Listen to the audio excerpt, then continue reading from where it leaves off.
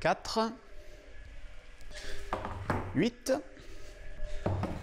12 litos en 2,40 m, une scie circulaire et une visseuse, 80 vis, puis avec ça on va essayer de faire un meuble à chaussures.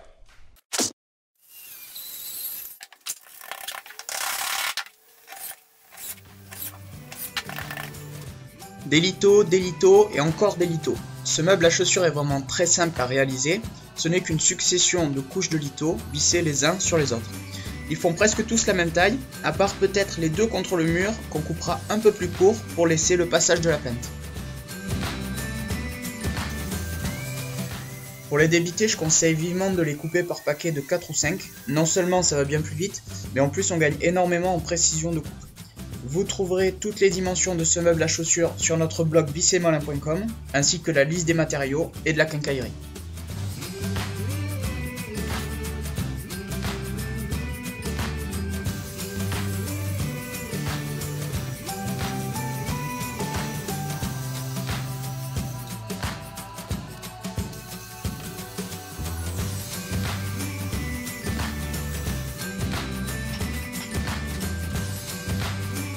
Et là c'est l'étape qu'on adore tous, le ponçage.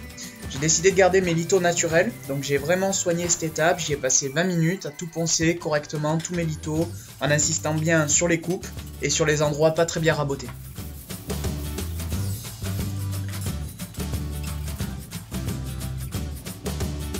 On va ensuite tracer l'emplacement des étagères, il y en a 5 au total, et comme tous mes éléments sont presque tous identiques, je les groupe et je les trace tous en une fois.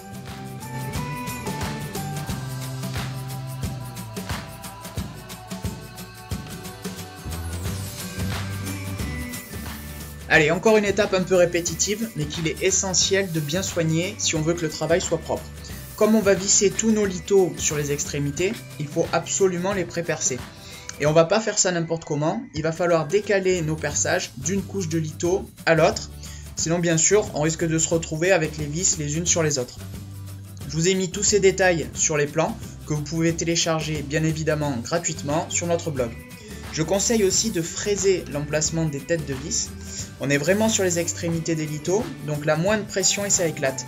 Moi ici, j'utilise une mèche avec une fraise intégrée, mais on peut le faire aussi bien en 2 étapes, percer puis fraiser, ou si on n'a pas de fraise, on peut aussi le faire avec une mèche un peu plus grosse.